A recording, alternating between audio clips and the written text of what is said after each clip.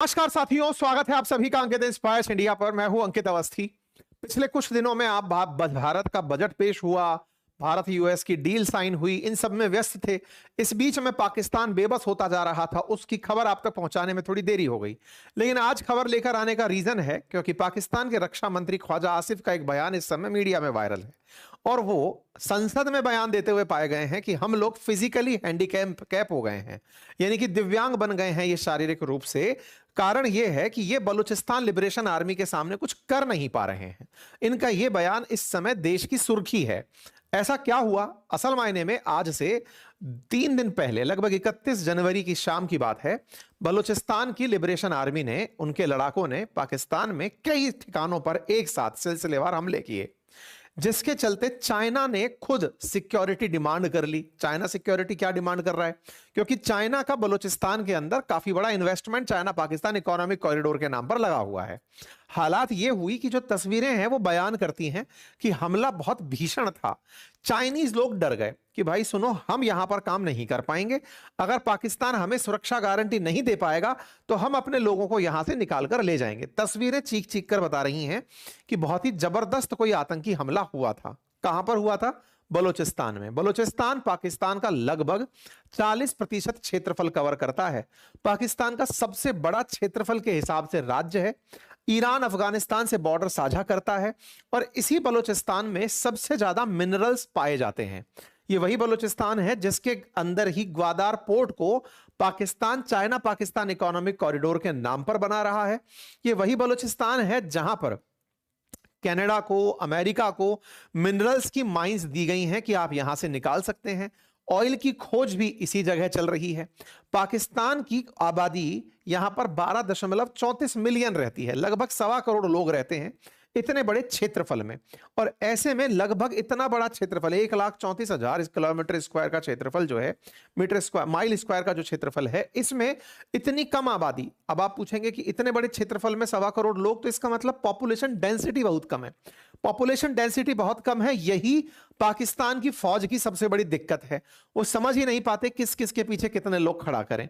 फिलहाल के लिए इस बलूचिस्तान की लंबे समय से मांग रही है कि वो पाकिस्तान के साथ नहीं रहना चाहता और उसके ना रहने के बहुत सारे वो कारण बताता है कि हमारे पास इतने माइन एंड मिनरल हैं, लेकिन ये लोग हमारे लिए सबसे कम सुविधाएं रखते हैं। जैसे अगर गरीबी की बात की जाए तो 76% यहां पर जो पॉपुलेशन है वो रूरल पॉपुलेशन है। और पावर्टी की अगर हम बात करें तो यहां पर 96% पॉपुलेशन पावर्टी के नीचे चल रही है।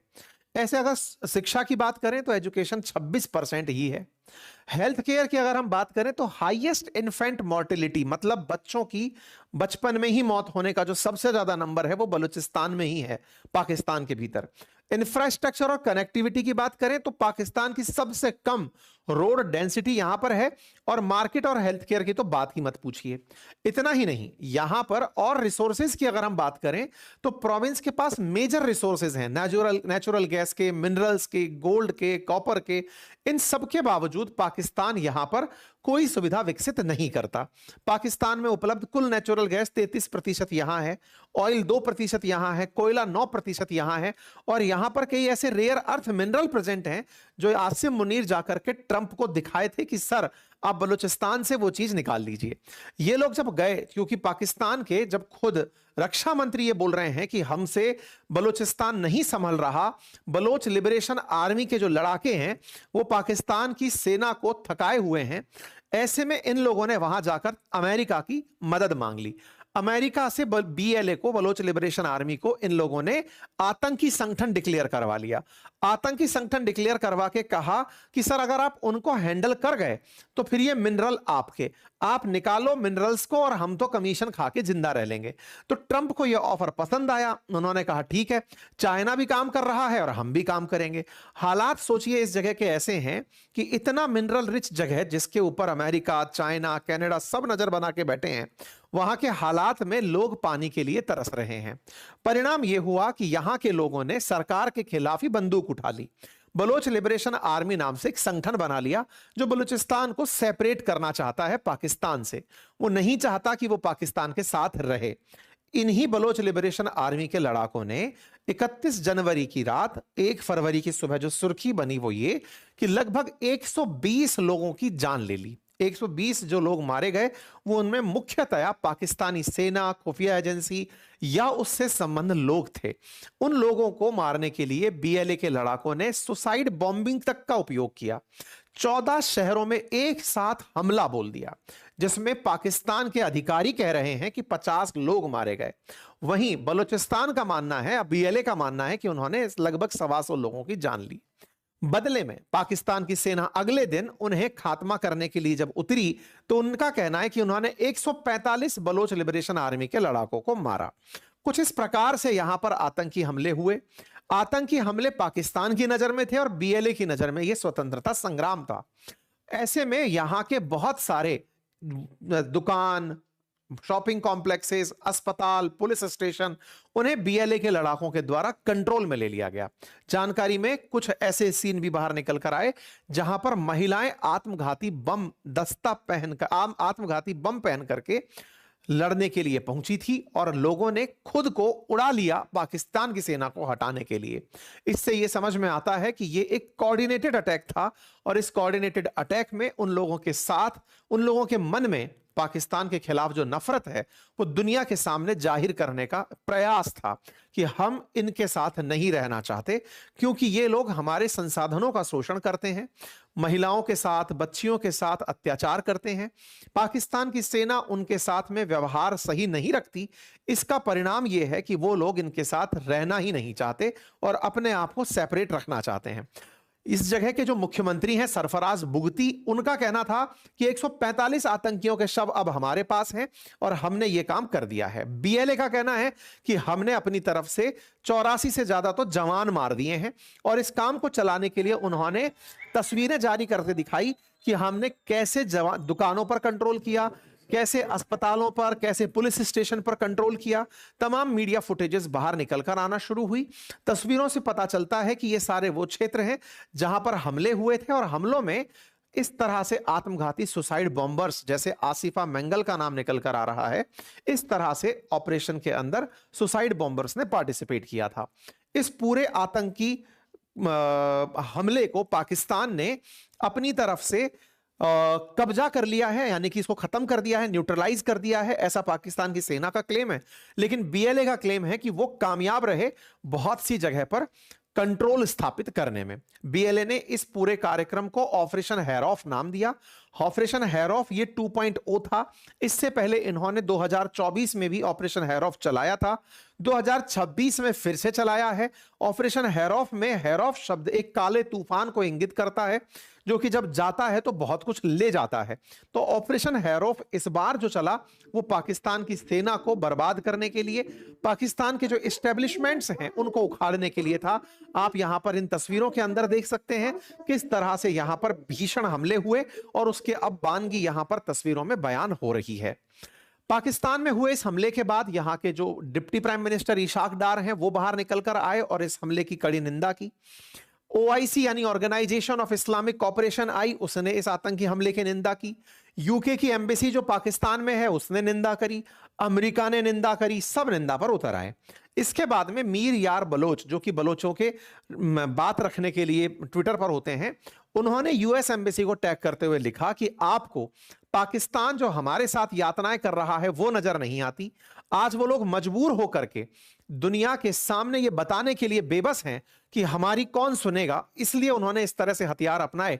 अमेरिका कब उनकी सुनवाई करेगा। खैर, इस बीच में ये पन्नू का भी एक वीडियो, पता नहीं मॉर्फ्ड है या रियल है, वो बाहर आता है जिसमें वो कहता है कि बलोच लिबरेशन आर्मी जो है वो भारत के सपोर्ट से पाकिस्तान में आतंकी हमला फैला रही है। पाकिस्तान के अंदर आतंकवादी कारनामे सारे भारत द्वारा प्रोपोगेटेड हैं। जो ये बोलता है वो यहां के कुछ और लोग भी बोलते हैं, जैसे मोहसिन नकवी को पहचानिए जो कि पीसीबी के चीफ भी हैं और इनके इंटरनल मिनिस्टर भी हैं। इनका कहना है कि बलूचिस्तान में जो आतंकी हमले हुए वो भारत द्वारा प्रायोजित थे। इन लोगों ने आजकल भारत को, इनके यहां पर कुछ भी हो उसके लिए भारत को जिम्मेदार ठहराना शुरू कर दिया है। इनको लगता है ऐसा करके ये स्कोर सेटल कर लेंगे पुराने जमाने का, जो इनके ऊपर हमेशा आरोप रहे कि इनके यहां से आतंकी भारत में आते हैं। ये अपने स्कोर को सेटल करने के लिए कि हां भाई भारत ने हमारे यहां पर हमला करा दिया। खैर, भारत ने इस बात को तुरंत रेस्पॉन्ड करते हुए कहा कि तुमसे तुम्हारा देश संभलता नहीं है और तुम हमारे ऊपर बयानबाजी करते हो। यह बात खुद इनके रक्षा मंत्री ने संसद में स्वीकार ली कि साहब बलूचिस्तान के अंदर हम हैंडीकैप हैं, फिजिकली हैंडीकैप हैं। संसद में बयान देते हुए इन्होंने कहा कि वो एक इतना बड़ा क्षेत्र है और वहां की जो रिबेल पॉपुलेशन है उसे कंट्रोल कर पाना हमारे लिए बहुत मुश्किल है। हमारे पास इतने संसाधन नहीं है कि हम बलोच लिबरेशन आर्मी को रोक पाएं। पाकिस्तान के लिए वहां पर स्थिति बड़ी ही निराशाजनक है। सेना के लिए इतने बड़े क्षेत्र में रिबेल्स को ढूंढना एक बड़ी चुनौती है। जब कोई संसद में रक्षा मंत्री इस तरह का बयान दे दे तो सोचिए दुनिया के और देशों का क्या हाल होगा। किसके बारे में बात कर रहे हैं? बात कर रहे हैं चाइना के बारे में, क्योंकि चाइना पाकिस्तान के भरोसे ही तो चाइना पाकिस्तान इकोनॉमिक कॉरिडोर बना रहा है जो कि मैक्सिमम एरिया बलूचिस्तान से गुजरेगा। तो चाइना ने सबसे पहले अपनी तरफ से इनसे गारंटी मांग ली कि जब संसद में खड़े होकर तुम खुद को फिजिकली हैंडीकैप बता रहे हो तो भाई एक काम करो, पहले हमें गारंटी दो कि चीनी लोगों को कुछ नहीं होगा, और जब तक तुम गारंटी नहीं दोगे हम चीनी लोगों को वहां से बाहर निकाल रहे हैं। आप पूछेंगे चीनी वहां क्या कर रहे हैं? असल में ग्वादार पोर्ट जो बन रहा है उस ग्वादार पोर्ट पर बड़ी मात्रा में चाइनीज लोग काम कर रहे हैं। ऐसे में उन्हें बड़ी चिंता इस बात की है कि कहीं उन चीनियों का अपहरण ना हो जाए और उन्हें ढूंढ ढूंढ कर ना मारना शुरू हो जाए।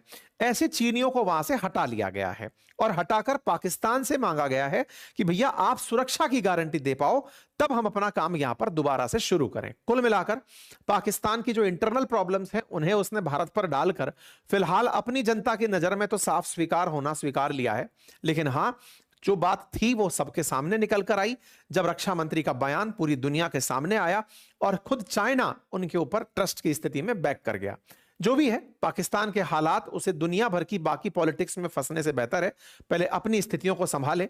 बाकी आप लोग इस विषय पर क्या सोचते हैं अपनी राय जरूर दें। एक छोटा सा अपडेट था, हमें लगा आप तक चले क्योंकि पिछले 3 दिन से सुर्खियां थी हम कवर नहीं कर पाए थे, वो आपके सामने साझा कर दी। फिलहाल के लिए इतना ही, चूंकि बाजार ने अपनी करवट बदल ली है। अगर आप चाहते हैं कि आप भी उस यात्रा में शामिल हो, कैसे यात्रा में शामिल हो सकते हैं से लेकर आप कैसे ट्रेड कर सकते हैं, कैसे मुनाफा कमाते हैं, क्या देखते हैं, क्या होता है, सब चीजें मैंने स्टॉक मार्केट से रिलेटेड पूरी बेसिक लर्निंग अपने एप्लीकेशन बातें बाजार की पर सिखाई है। आप जाकर वहां से चीजें सीख सकते हैं।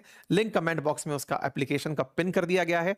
म्यूचुअल फंड्स में अगर आप निवेश करना चाहते हैं तो उसके लिए भी मैंने डिटेल जानकारी वहां दी है, आप सीख सकते हैं। थैंक यू सो मच, अपना ख्याल रखें।